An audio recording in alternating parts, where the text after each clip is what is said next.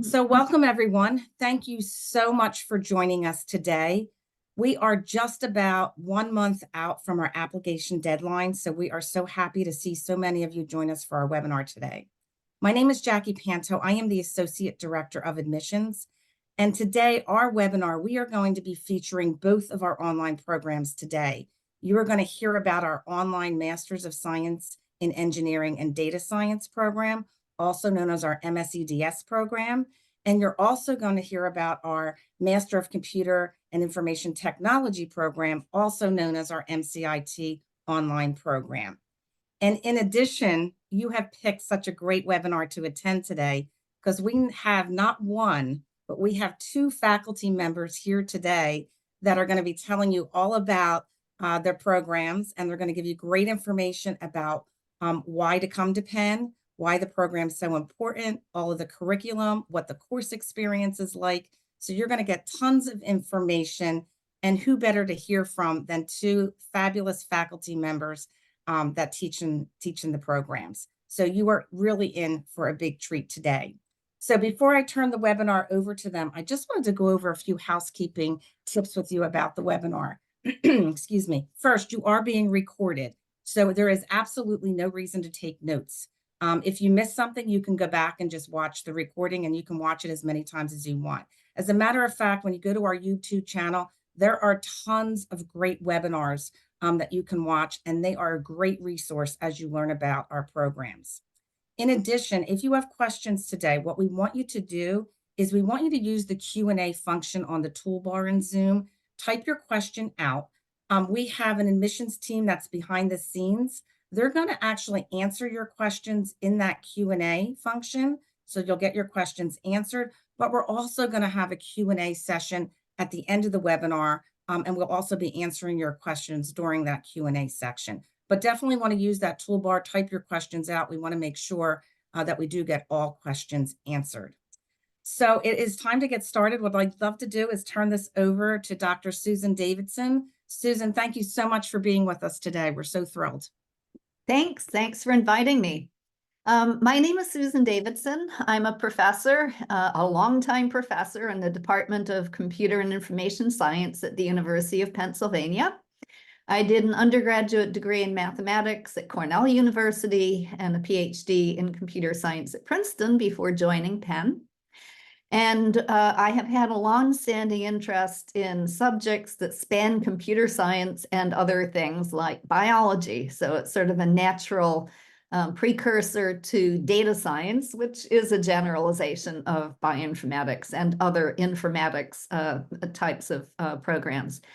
I have been leading for some time the Masters of Data Science on Campus program at the University of Pennsylvania. And I have been teaching in the online program pretty much since the inception by an introductory course on computational thinking, but then more importantly, perhaps the database and information systems course. Next slide. So why should you consider the MSE in Data Science Online, and what is this all about? Well, you probably know that data science has become an essential foundation for basically any topic where data is being used to drive decisions, understand problems, and so on. So not just things like biology, not just things like finance, not just things like biomedical types of applications, but now even social sciences and even more artistic humanities types of problems are having some sort of foundations in data science. So it's become an important topic for many disciplines. And at Penn, we have a lot of experience in crossing those boundaries between computation and statistics and mathematics and other subjects. So we have on campus a really exciting bunch of opportunities, but we've also translated those into our educational programs available in this online course. And so we have a good foundation that we're building on. Next slide. So what the MSE-DS Data Science Online program will allow you to do is to study things like big data analytics. You know, how do you do analytics over massive amounts of data that can't possibly, that are much larger than anything you've been using in the past? Natural language processing. We've got courses in how do you take text and other natural language available over the web, spoken, written. How do you use that and be able to drive decisions and get information out of it? And also all of these subjects are going to rely on a good foundation in subjects like probability and statistics and linear algebra. So we have courses that help build foundations in mathematical topics. We have courses that build foundations in managing massive amounts of digital data. And then we have more specialized courses that would address topics like machine learning and databases and natural language processing. So, next slide. So who are we aiming this program at? Of course, we can't aim it at everybody. We expect a certain foundation from students who are coming into the program. In particular, we need to have students who have some sort of understanding of computer science and programming. So this means that if you have an undergraduate degree in computer science, you could be an excellent candidate for the program. If you have the equivalent of a minor in computer science, you could also be an excellent candidate. And what we mean by minor is that you've taken a programming course, you've taken a course in discrete math as it applies to computer science, and you've taken a course in data structures and basic algorithms so that you have sort of the foundational work done in a computer science degree program. It could also be that you have an undergraduate degree in a highly quantitative field like statistics or applied math or physics. And then you've had some years of work as a software engineer. So, those types of applicants with a strong evidence of a strong programming background could also be qualify for the program. Next slide. Next slide. Thank you. What does the curriculum look like? So the curriculum is really has three different categories. Of course, there's going to be foundations for the work that you do in data science. And so there's 4 core courses, or you choose 4 out of 5 core courses. And those courses are things like sort of the basic mathematical underpinnings of data science, statistics for data science, or linear algebra. And then courses that are more on the computation side that address the management side of data and analysis side of data, such as database and information systems, where you learn how to store massive amounts of data, take it out and query it, how you build web applications over that data. And then things that look at the analysis of data, focus primarily on the analysis of data through machine learning. And so there's courses in machine learning for data science.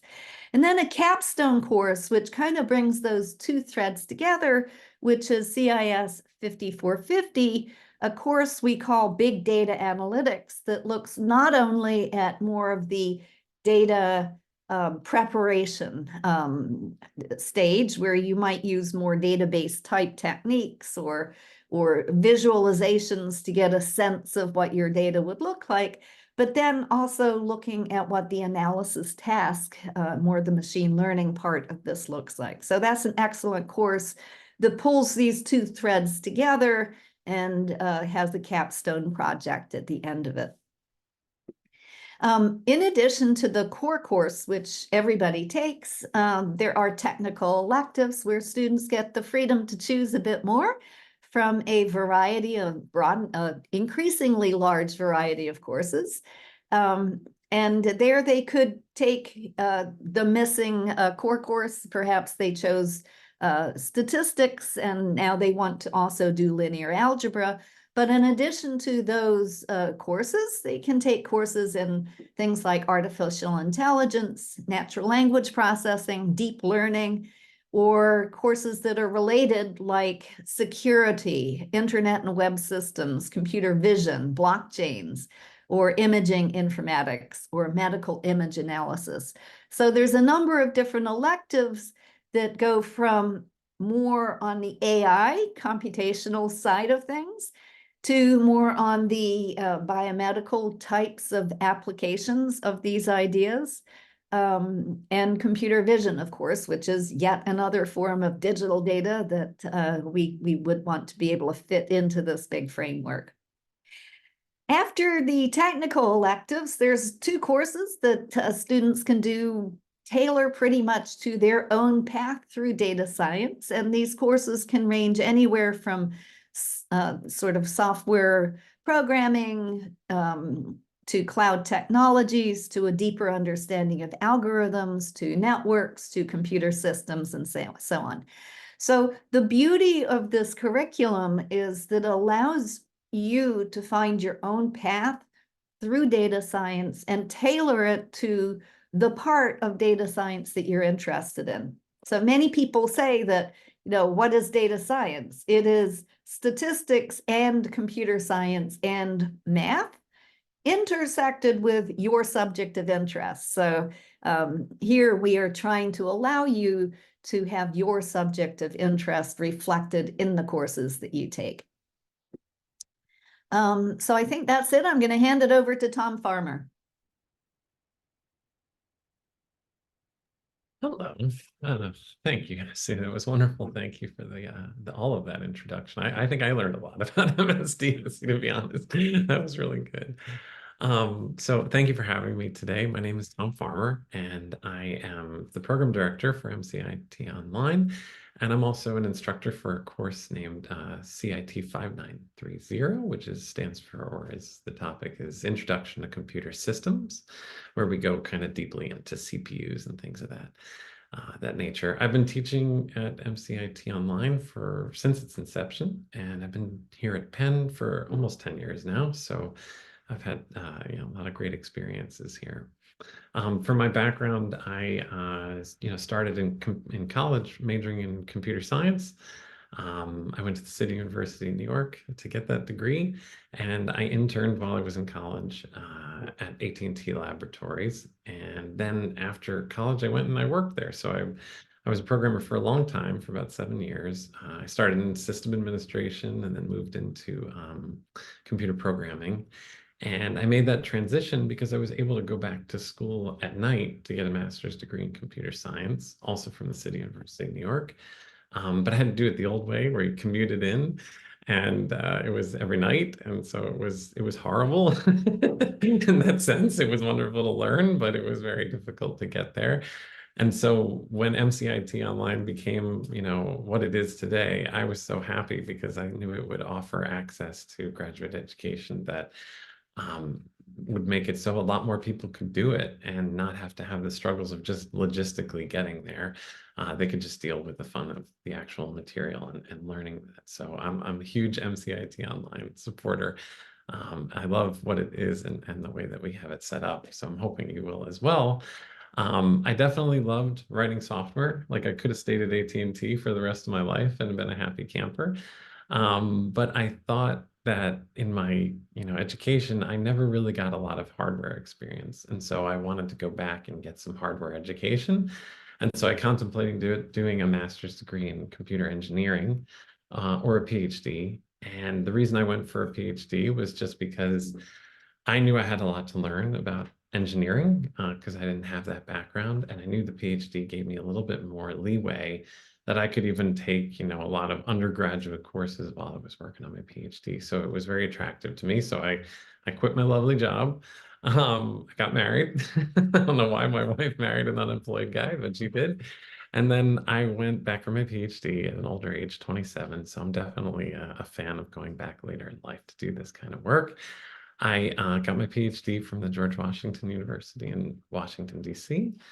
I worked at the U.S. Army Research Lab for a couple more years after that, and I joined the University of Pennsylvania in 2012. I now have two daughters, Molly and Eleanor, and hopefully they're thinking maybe computer science. I don't know, but hopefully all of this good stuff rubs off on them. So that's me, my background. And then the real question as to why you're here, not so much to meet me, but why MCIT Online? So MCIT as a program has existed since 2001. So we've been around for 23 years now. I can't say that I've been here that whole time, but it's been around for a long time. And the basic idea of it has always been the same: to give people who do not have a background in computer science in their undergraduate education to have access to a computer science degree at the master's level. And so if that's something you are, no matter what your background is, majored in art history or philosophy, or something that is definitely not thought of as related to computer science, but you really want to learn about computer science, maybe to augment your career or to make a full switch into a different career, then MCIT Online is definitely a program that you should consider, because we really tailor it to non-computer science majors. And in fact, we don't even admit undergraduate computer science majors because they have too much knowledge at that point. So we want everyone on a level playing field. We want everybody that really is very curious about computer science to have the ability to jump into computer science, and to have introductory material given in a good way so that you can catch on.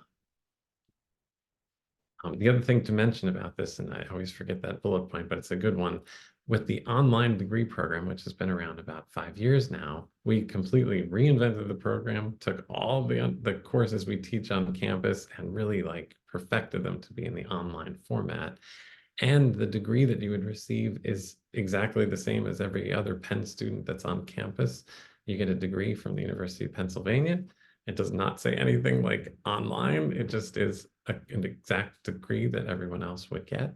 And so it really kind of it checks a lot of boxes. You get that wonderful Penn education, but you also have online access to it. So those are sort of the big takeaways, I think. If you're wondering, do I have the background, right? So like I said before, you don't really need a degree in computer science. In fact, we don't accept people with degrees in computer science. So that's a good thing, because it normalizes everyone's background. Any undergraduate degree can be accepted as long as you have a little bit of a proof of quantitative ability. So if you've had a little bit past college algebra, that's wonderful. That would be enough, especially if it's kind of recent, or if you've taken maybe the GREs and you did really well on the quantitative section, you are just like the perfect candidate for us. And so really any individual with a passion for computer science is the person that we're looking for, and we consider qualified for MCIT Online. In terms of the curriculum and what we have, the MCIT Online program is set up exactly as it is on campus, in the sense that we have 6 core courses. And the idea of the 6 core courses is they give you the foundation of computer science, the underpinning for it. So what you see here in the top of this slide, these first 6 courses: Introduction to Software Development, Mathematical Foundations of Computer Science, Introduction to Computing Systems. Those are, our super basic courses. They're difficult, don't get me wrong, they're a challenge. But they give you, they help you cross the bridge from the background that you might have to coming into the computer science field. So this really spells out all the things you need in the from an undergraduate education, but we've installed it into these courses. And then when you go further, if you took your first semester and did those three courses, then in the next semester, you might do the next 3 courses: data structures and software design, computer systems programming, and algorithms and computation. That gives you the other half of the underpinning of computer science. So we think with these 6 courses, you'll really have quite a rich foundation in computer science, and it will, replace anything that you might have felt you didn't have from your undergraduate degree. This would absolutely fill you in and get you caught up on computer science. After the 6 core courses, then the rest is up to you. You have 4 courses left to take after that. And we have really quite a few electives now that can help you either continue to get a really broad background in computer science, or if you really wanted to narrow it in on a specific, field, let's say you wanted to become, sort of an expert in machine learning and artificial intelligence, we have electives. You could take 4 electives specifically in those areas, like just machine learning and AI, and you would come out with, a great deal of expertise in AI.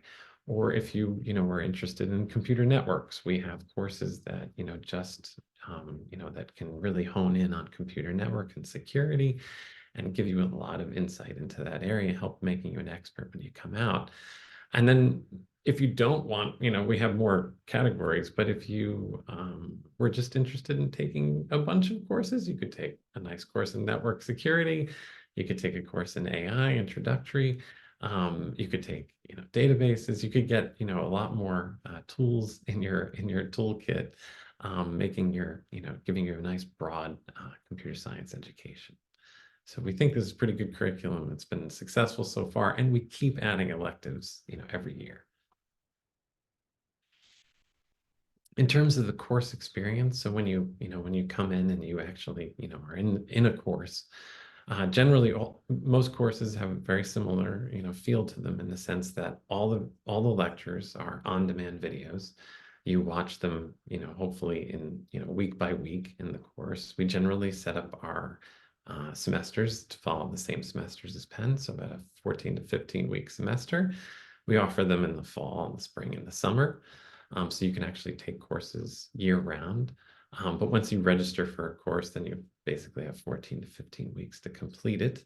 The homework and the exams are in sync, so you'll be in pace with everyone else in the course. There are no specific real-time sessions that you would have to attend for any course. So no lectures are done like live and you would have to, meet it at a specific time. No, they're all recorded and they're all beautifully edited and put on our platform so that you can watch them at your leisure. Also, the videos are broken into pieces. So you wouldn't just get like a 2-hour long lecture or an 1.5 hour long lecture on a topic. Instead, like I said, we had revised the on-campus program to the online world. And so lectures are broken into like 5 to maybe 10-minute segments. And each one of them is categorized, and you're assigned each week which lectures to watch. But it's nice, you can kind of watch them in bite-sized pieces. So that way, if you have 5 minutes and you're on the phone, if you're on train and you want to watch it on your phone, the videos have even been optimized for phone viewing. So we really are trying very hard to support that online lifestyle and give you all the access we can in the best format possible.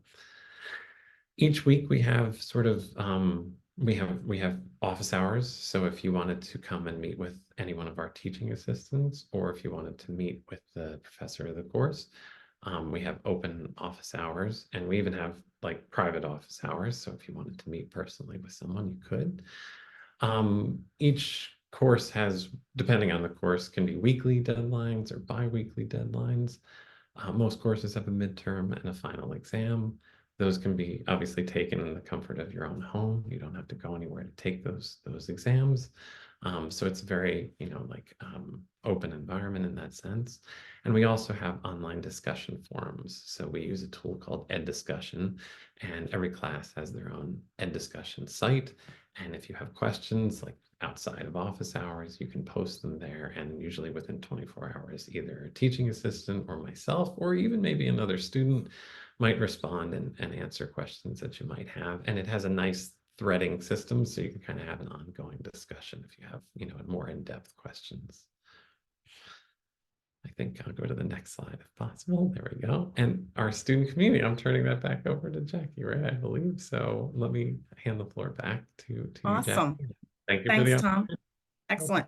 So I just wanted to spend some time talking about our student community, because it is amazing and it's very vibrant, and it really gives the online student an opportunity to really connect, not only with fellow students, but just with the Penn community in general. So I know that many of you think that online programs are isolating, and that's because Typically, that's the reputation they have. They're isolating programs, but we really do our best to make sure that that is not the experience that you're going to have. We do our best to make sure that you can get involved with the community as much as you desire. So there's a couple of ways to do that. One, our students and even us here from a staff standpoint, but our students communicate on Slack channels.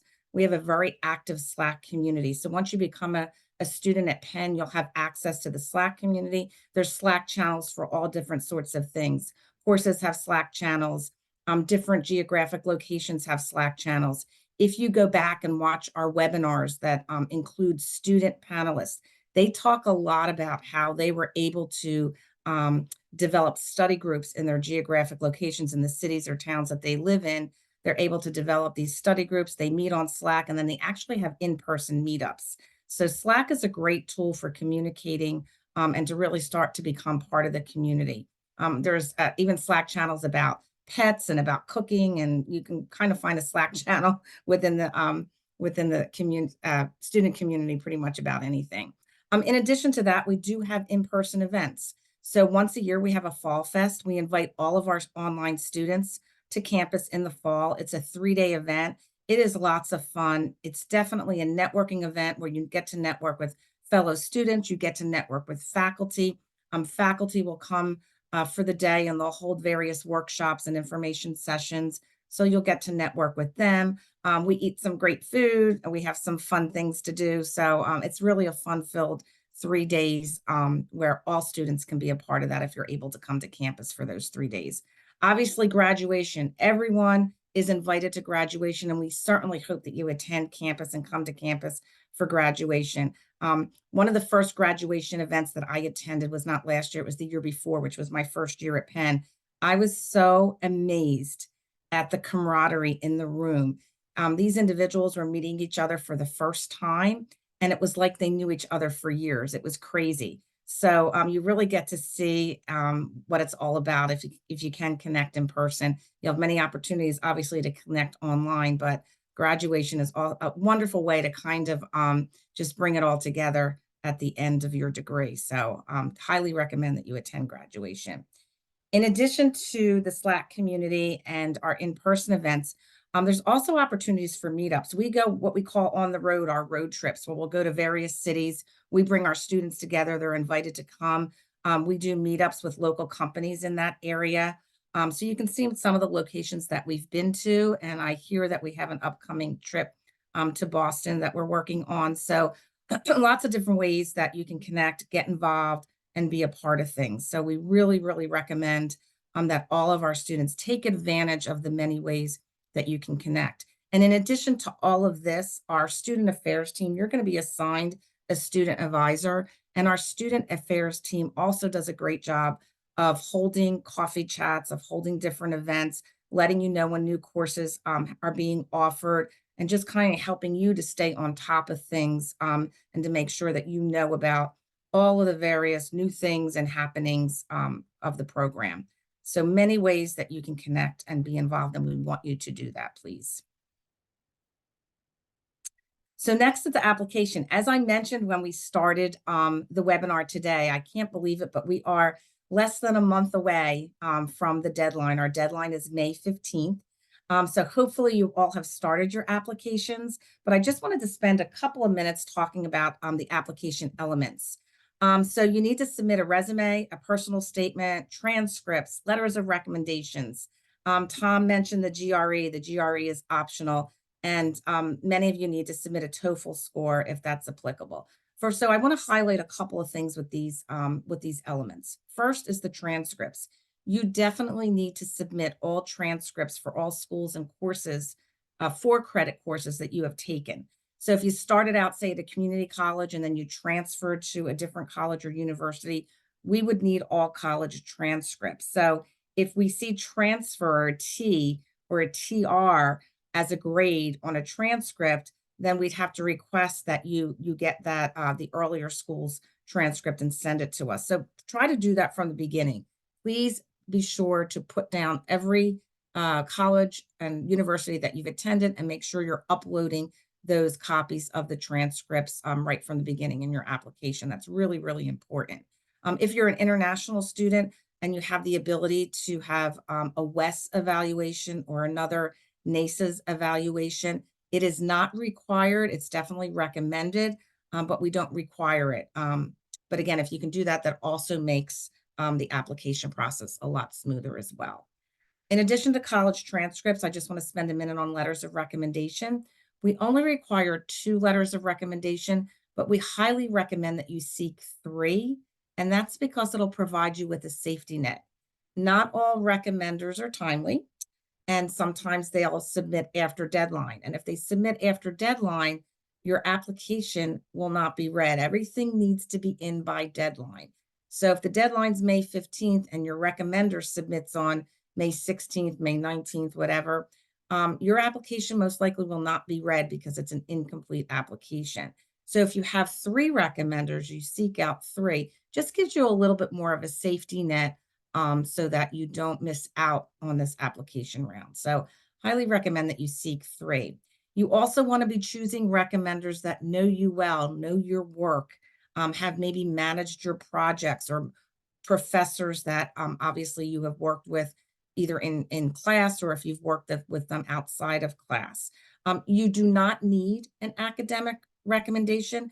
In fact, if you've been out of your undergrad or your master's program, another master's program, if you've been finished for quite some time, probably seeking out a professor recommendation would not be the right route to go.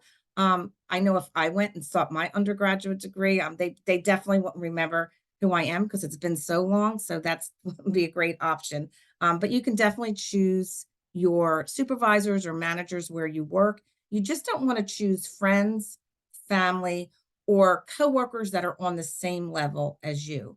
If you're going to seek out a coworker or a colleague, they should be a manager or a supervisor, somebody that's directing and overseeing your projects and your work. So think about that. That's important. And you want people that are going to tell the whys.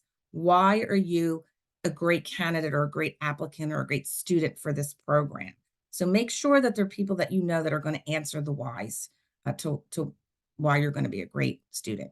Okay, so that's letters, some tips of the trade for letters of recommendation. With regard to a personal statement, keep in mind with the personal statement, we don't hold interviews. So this is your opportunity. This is like your interview on paper.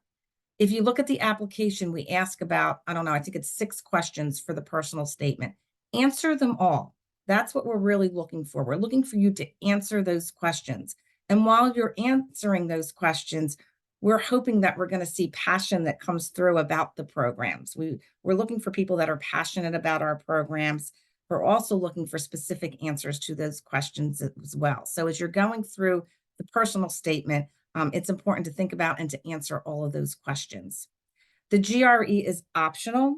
I think Tom or Dr. Farmer mentioned that it's a great tool to show quantitative ability. If you haven't had, and this is for the MCIT program in particular, if you haven't had a lot of math courses, or maybe you didn't do so well in a past math course, the GRE is a great opportunity then to do well in that quantitative section, and that can help to prove your quantitative ability for the MCIT Online program. And obviously the TOEFL will be needed. That's the proof of English proficiency. That's going to be needed for all of our applicants that are not US citizens or not US permanent residents, or who have not graduated from a college or university where English is the primary language of instruction. So if you don't fit into those categories, you will need to submit a TOEFL. The great thing about our application, it's very user-friendly, and once you submit that application, you'll have access to your application status page. That's where you'll be able to see, did my recommenders submit their letters of recommendation? I want to submit a GRE score. Did Penn get it yet? Did they get my TOEFL score? So once you actually submit your application, the test scores and the letter of recommendations that still need to come in, you'll be able to go on your status page and see exactly if they've been submitted or not, so that you can then follow up if need be. And then on the right-hand side of the screen, you can see our dates and deadlines. We are coming up on May 15th, which is our application deadline. And we're also something special, which we very, very rarely, I don't think this has ever been done since I've been here, but we are offering everyone today, because you've attended this webinar, and we have both Professor Davidson and Professor Farmer with us today, and we thought this was such an important webinar. We are offering you an application fee waiver today for attending. So once you submit your application or you're ready to submit, you will see that waiver on there as well. And then all decisions will be returned on June 14th. So hopefully that's going to be a positive day for so many people. And again, we're looking forward to receiving your submitted applications. So I think that kind of gives you a good indication of what the program's about and what the application is all about. So what I wanted to do is I wanted to go ahead and turn it over for some Q&A. I know we've had some great questions, lots of questions in the Q&A, but I did save some to be answered live. And we might have touched upon these already, but I thought it was probably a good idea to go ahead and run through them. So it looks like the first question was for MCIT. No, I'm sorry, MSE-DS, pardon me. I have an undergraduate degree in chemistry with experience in data analysis and quantitative work. Do you think I would qualify? Does something like this sound like I would qualify for MSE-DS, or like what would I need to qualify? So chemistry background, undergrad, experience in data analysis, and some quantitative work. Right. So we're really looking for the equivalent of an undergraduate minor in computer science. And this means that things like data structures and basic algorithms and basic analysis of algorithms is important. It's sort of expected that you know this, also that you be a very proficient programmer so that you can take the more technical courses. So it really depends on what that experience is, because if you have significant software programming experience, that's one thing. But if it's not as software oriented and maybe more analysis, then it might not be appropriate. And Susan, this kind of leads to a second question that we have here, because I know many different schools offer data science programs. So somebody asked about, like, what's the difference between a data science program, like maybe offered at a business school versus offered as an engineering school, where I think this might come into play. That's a great question. So typically courses that are offered through a business school curriculum are not as technically rigorous as the courses that we teach in an engineering school.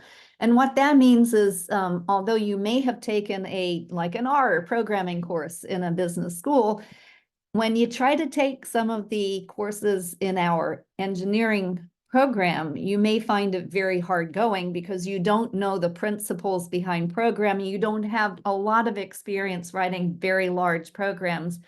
And so that makes it more difficult. So courses in a business analytics type background, they're difficult to evaluate. If you have courses that are more on the computational computer science side, it's easier for us to know that you have the ability to succeed.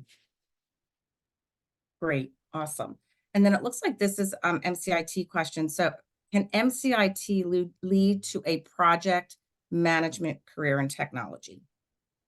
I don't see why it couldn't do that. I don't know that we have specifically courses tailored to that, but in every course, once you start doing a little bit of group work, and not every course has it, but a lot of courses do, project management is a key to success, right? So one will try to help you a little bit with that, and that's not the primary focus, but it certainly is, part of the success of a group project.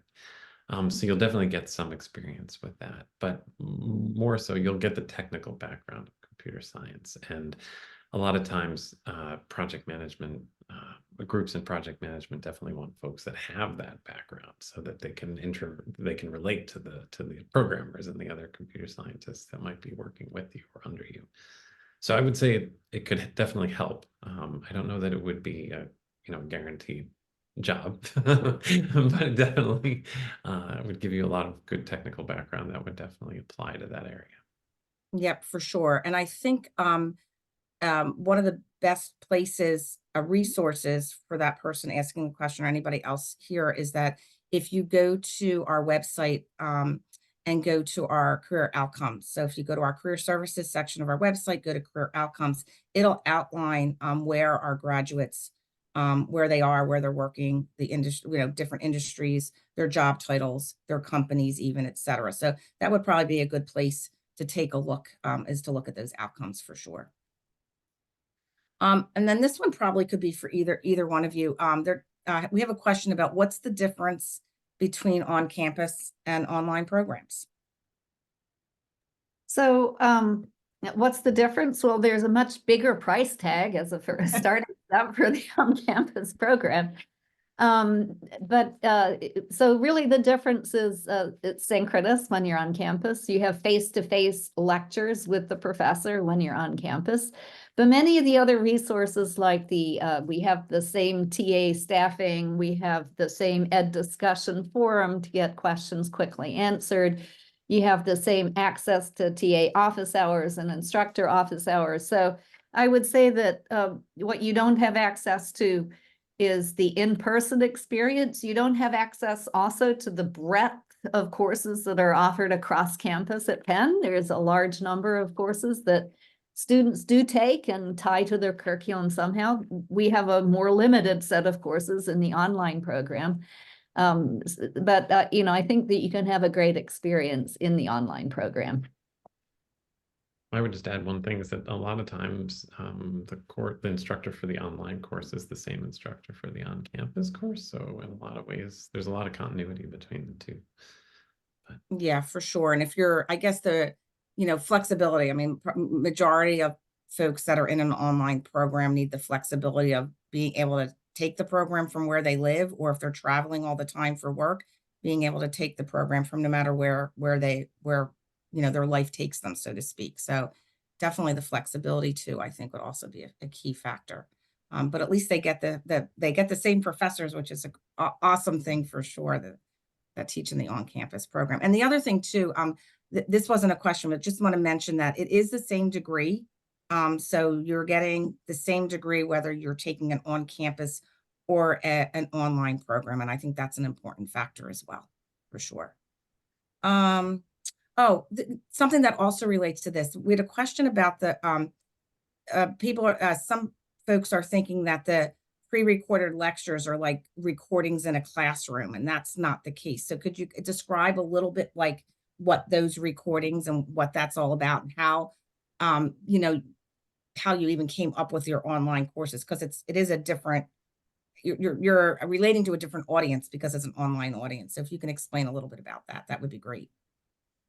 Sure. So, when I took my on-campus course online, I had to take a 90-minute lecture and divide it into thoughts that would be about 10 minutes or less in length, because really we don't have a 90-minute attention span. So I think it's actually a much better way of learning the material, because you have a 10-minute thought that's very highly produced. So there's no ums and ahs. There's no, scratching your head trying to remember what you're going to say next. It's very highly produced. It's beautifully done. And at the end of it, very often we have little quizzes that would test whether you understood the material, that you can do online at your leisure. So in some sense, it's a step up. I think it took my course up to a different level when I moved it online. So no, it isn't us droning on for 90 minutes. It's 10 minutes, highly produced, really good teaching material. Yeah, I could only echo the same things, exactly the same. It was just those bite-sized segments helped me make more sense of the material, in the sense, you took out all those gaps, and it was really cool. So I loved having made the course, and I think it comes across well on all the courses. Excellent. Then we have a question, and I think this is going to come down to like eligibility for programs, but it says, how would you suggest to choose between MCIT and MSE-DS for non-computer undergraduate majors, but you have work history in computers? I think it comes down to what you said before, Susan. Right. So I've seen this come up a lot in the chat, and I'd like to preface this by saying many of the courses in the data science program do require some computational coursework experience. Programming as a software engineering is very different from understanding the principles of programming, how you analyze programs, how you can figure out how quickly they run. There's a lot of structured information that you need to have apart from just coding. So that's why you really need to have something like the equivalent of a minor in computer science for the data science program. But one thing that we do, and Tom, you can pick up on this, is if you don't have a good computer science background, then take the MCIT program, and then you can segue into the data science, and it's a abbreviated thing. There's a way of combining the two programs. Tom, can you address this better? Yeah, I think would it be the certificate program that would be the best way to go about Actually, doing the dual degree, Tom, where they did the Degree. MCI. Right. Yeah. So Sorry, if you, yeah, Go so ahead, if students who are in the MCIT program, when they're in their last semester of MCIT, they can apply to MSE-DS through our dual degree program. And basically what that is, it's an abbreviated application. And they need to, there's a GPA requirement for the dual degree pathway to MSE-DS. It's a 3.5. But if they have, the MCIT student has the 3.5, they can apply to the MSE-DS program, and then they can matriculate right in to the MSE-DS program. But the key ingredient is that they bring 4 courses with them. So 4 courses from MCIT will count for the DS program. So you're basically getting 2 degrees for 16 credits or 16 course units, if you want to look at it that way, because 4 courses are going into MSE-DS. And we do have quite a few students that are going that route, for sure, that are doing the dual degree between MCIT and MSE-DS. So that's a great point, Susan and Tom, for sure. And on the flip side of that, in the MCIT program, you do have those courses that you can choose to specialize in. I think Tom spoke about this. You could choose to take the data analytics type courses so that you would get that if you didn't choose to stay on or want to stay on for additional courses. Definitely. I think both programs dovetail each other really beautifully. And like you said, you can kind of create your own version of it, even within MCIT Online. So definitely, you can't go wrong with either one. And Tom, you are right. There may be individuals that don't want to go on and do a whole second degree, but so they can certainly do a certificate as well. So that is another option, which is great. But I will say that people with weak computer science or programming backgrounds will struggle in data science. So that is not the degree program if you don't have a strong enough foundation in computer science. Yep.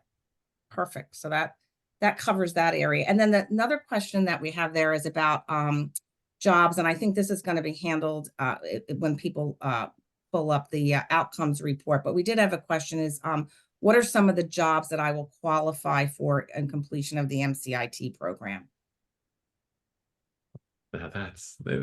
Honestly, there are so many options because you really are coming out with a master's degree basically in computer science. So you're highly, in demand at that point. You will have a solid background, of course, in programming, but also for the the theoretical underpinnings of the field. And so that you can take that material anywhere. You can go to Facebook, you can go to Google, you can go to any one of the, top companies that are out there and say, I have this background. I'd like to work here. Depending on the economy when you get out, depending on their openings. But nevertheless, you definitely have the technical skill once you leave here and the theoretical background to hold your own in computer science. So I don't know that there's a great limit. There's nothing you couldn't apply for, but I think we've definitely had graduates go across the field of computer science. You name it, Amazon, Google, everybody's gone everywhere at this point. And a lot of people, like I said, especially for MCIT Online, is that they really just wanted to incorporate computer science into their existing career. So maybe they're an accountant, but they want to do something more with, maybe writing some code to help them or help their company, do more in the accounting field that has more knowledge of computer science required. So a lot of people augment their own existing career with the knowledge that they get here. But I think either way, making the full switch to computer science or augmenting your career, it's a pretty great fit for that. Yeah, for sure. And I think, again, for anybody that is interested in that question and specifics, absolutely go to those career outcomes that will help you to kind of see where our graduates are going. And you know what, the other thing too to bring up with that is that to help to do that. So if those folks are out there that want to transition, say, into tech, you're working in a different industry and you want to transition into tech, we have a wonderful career services department that can help you do that. So they help with, you know, your resume, they help with interviewing skills. You know, interviewing for tech positions, some tech positions are completely different than other interviews. So they prepare our students for that as well. So there's just lots of opportunities, again, if you're looking to transition. And again, not all students transition. Some stay within their fields. They use their tech right within their fields. But if, again, depending on what your needs are, our career services people can definitely help you to do that and to help you along the way. So that's another great resource for sure. The only other thing I would add is because you also have access to our, you have a great alumni network, right? So you have a lot of MCIT onliners in the field, but you also have a lot of people from the University of Pennsylvania, not in MCIT Online, maybe MCIT on campus or the computer science. Those all become your peers. So there's a great way to kind of access that great network that comes from being part of Penn. For sure, absolutely. Well, I think I covered all the questions. I'm looking here. I think we are good to go. So we will, I just want to finish up with a couple things before we end today, but all great questions. So hopefully, I'm hoping that we definitely answered them all. But if not, I'm going to tell you some ways that you can reach us. So if you have more questions, I think the first place that I would look would be on our FAQ database. So go to our website and go to our database here, and you'll see a whole list of questions and answers. So that would probably be the first place that I would go to. Also, office hours. Our admissions team, we offer office hours almost every day of the week. We offer office hours 2 evenings. We offer office hours on the weekends. So lots of ways to connect with us. They're 15-minute meetings. So we'd love to meet our applicants. So please sign up for office hours and we'll definitely help you through getting that application, any questions that you have, and hopefully getting that application submitted. We do have more webinars coming up. We have one more webinar coming up the end of this month. I believe it's on the 26th of April, if I'm remembering correctly, but go to our events page on our website. That'll show you our next webinar. It will also show you all of our coffee chats. We do coffee chats. Coffee chats are kind of like group office hours. All it is, I'm not going to give you a formal presentation like today, but you get your opportunity to ask your questions. So it's a live Q&A. It's like a group office hours. And what I love about it is that even if you don't have any questions, sometimes it's great to attend because you listen to other people's questions and you don't even sometimes you don't know what to ask, but then you hear other people ask questions and you're like, wow, I didn't even think of that.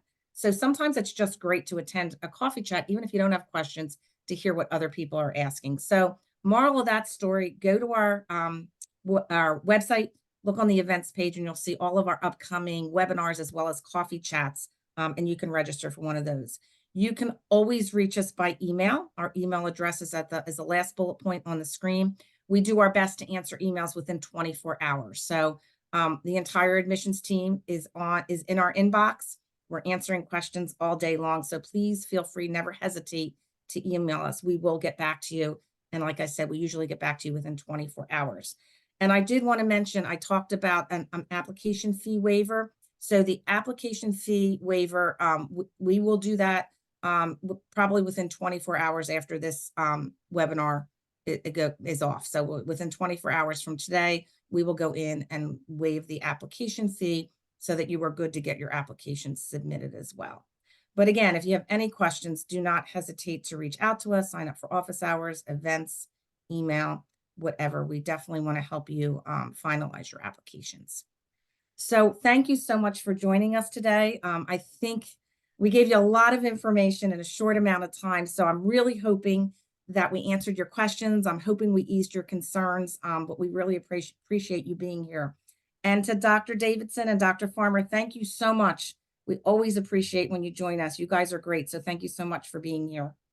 Thank you for having us. Thanks. Bye-bye, everybody. Have a great rest of your day, and hopefully we'll see you again this month on our next webinar. Bye-bye now.